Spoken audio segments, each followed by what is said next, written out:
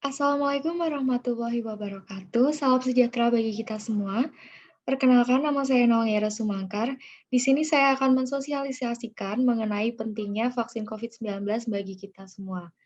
Baik, sekarang perkenankanlah saya untuk share screen. Di sini saya menggunakan presentasi sebagai media untuk membantu saya dalam menjelaskan mengenai vaksin COVID-19 ini.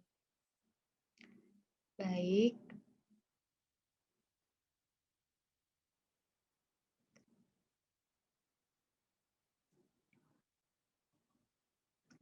Sebelum kita membahas mengenai pentingnya vaksin, kita akan membahas terlebih dahulu mengenai apa itu vaksin. Vaksin merupakan suatu antigen atau benda asing yang dimasukkan ke dalam tubuh kita untuk menghasilkan reaksi kekebalan tubuh tertentu terhadap penyakit tertentu. Bila diberikan kepada seseorang, vaksin akan menimbulkan reaksi imun yang spesifik dan aktif terhadap penyakit tertentu yang akan membentuk atau meningkatkan kekebalan tubuh baik bagi orang dewasa maupun bagi anak-anak terhadap suatu penyakit. Jenis-jenis vaksin yang dipakai di Indonesia itu sekarang ada 3, yaitu yang pertama adalah Sinovac atau CoronaVac, yang kedua adalah AstraZeneca, dan yang ketiga adalah Sinopharm. Mari kita akan bahas satu persatu. Baik, yang pertama ada vaksin Sinovac atau CoronaVac. Vaksin Sinovac ini merupakan vaksin yang mengandung virus SARS-CoV-2 yang sudah tidak aktif lagi. Penyuntikan vaksin Sinovac akan memicu sistem kekebalan tubuh untuk mengenali virus yang sudah tidak aktif ini, kemudian akan memproduksi antibodi untuk melawannya sehingga tidak terjadi infeksi. Vaksin Sinovac diproduksi oleh Sinovac Biotech Ltd. Vaksin ini sudah melewati uji klinis fase ketiga yang dilakukan di Brazil, Turki, dan Indonesia.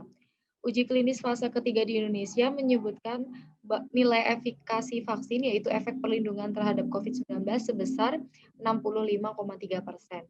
Vaksin Sinovac ini digunakan oleh Presiden Joko Widodo. Nah, di sini ada fotonya yang bisa dilihat. Kemudian yang kedua, kita akan membahas mengenai vaksin AstraZeneca. Vaksin AstraZeneca tidak mengandung virus corona yang dimatikan. Vaksin ini menggunakan vektor adenovirus simpanse, yaitu mengambil virus yang biasa menginfeksi simpanse, dan dimodifikasi secara genetik untuk memicu respon imun. Vaksin AstraZeneca disebut 76% efektif dalam mencegah kasus COVID-19 bergejala. Vaksin AstraZeneca akan dialokasikan bagi mereka yang termasuk dalam tahap vaksinasi kedua. Tahap kedua vaksinasi COVID-19 akan menyasar kepada lansia, petugas pelayanan publik, termasuk di dalamnya pedagang pasar, ojek online, guru, serta tenaga pendidik. Baik, ini merupakan salah satu pertanyaan yang paling sering ditanyakan dan diperdebatkan mengenai kehalalan vaksin AstraZeneca. Apakah vaksin AstraZeneca halal? Baik, menurut MUI atau Majelis Ulama Indonesia, telah menyatakan bahwa vaksin AstraZeneca ini dapat digunakan dengan pertimbangan kedaruratan. Masyarakat perlu mengetahui bahwa tripsin adalah katalisator dalam pengembangan vaksin dan tidak menjadi kandungan secara langsung di produk vaksin ini. Jadi vaksin ini dapat digunakan bagi kita umat muslim. Bahkan MUI juga menyarankan dan mendorong dan mewajibkan juga agar semua umat muslim divaksin untuk segera me segera mendukung herd immunity. Vaksin AstraZeneca telah disuntikan kepada 100 kiai dan pengurus PWNU di Jawa Timur pada 23 Maret 2021, bisa dilihat di sini dengan slogannya vaksin AstraZeneca halal dan masalah.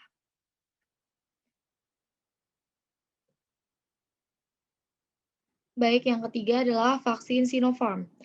Dalam uji klinis 3 di Uni Emirat Arab, vaksin Sinopharm menunjukkan efikasi sebesar 78% dalam mencegah virus COVID-19.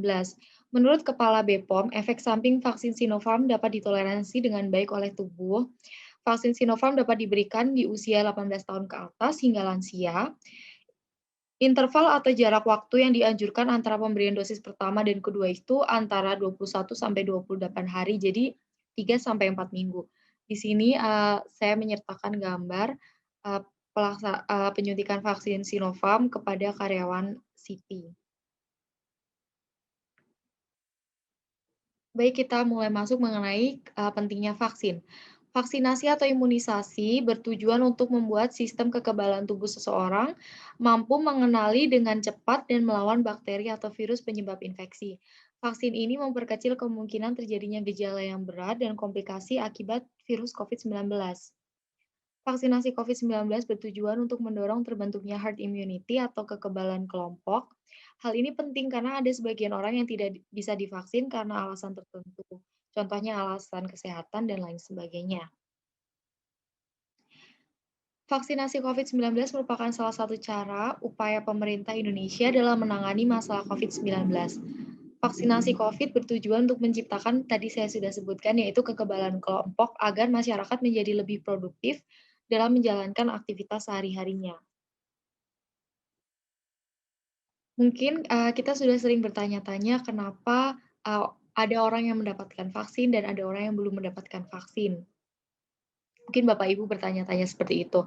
Karena, vaksin ini jumlahnya sangat terbatas, karena vaksin ini jumlahnya sangat terbatas, maka pemerintah itu membuat prioritas vaksin. Jadi dialokasikan kepada orang-orang yang, lebih membutuhkan vaksin ini. Contohnya, yang pertama ada garda terdepan, yaitu petugas medis, para medis kontak tracing, TNI, Polri, dan aparat hukum.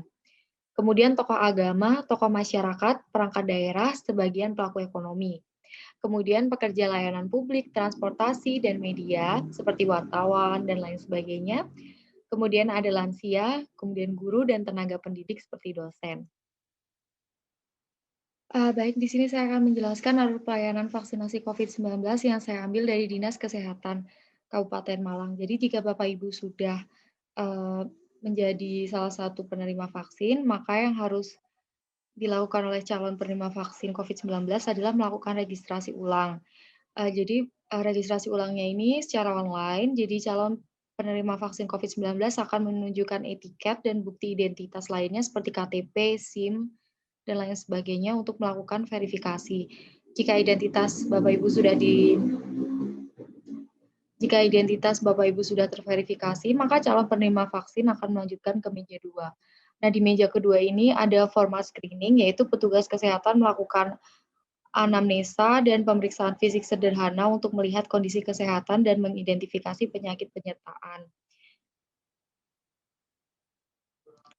Jika calon penerima vaksin sehat, maka vaksin akan dapat dilakukan. Kemudian meja ketiga yaitu vaksinasi, calon penerima vaksin akan diberikan vaksin melalui suntikan. Kemudian meja keempat adalah pencatatan dan observasi. Petugas mencatat hasil pelayanan vaksinasi, penerima vaksin akan diobservasi selama 30 menit untuk memonitori kemungkinan KIPI, kemudian penerima vaksin akan memperoleh kartu vaksinasi. Sekian sosialisasi mengenai pentingnya vaksinasi oleh saya. Terima kasih atas perhatiannya dan jangan lupa jangan takut untuk divaksin. Sekian dan terima kasih. Wassalamualaikum warahmatullahi wabarakatuh.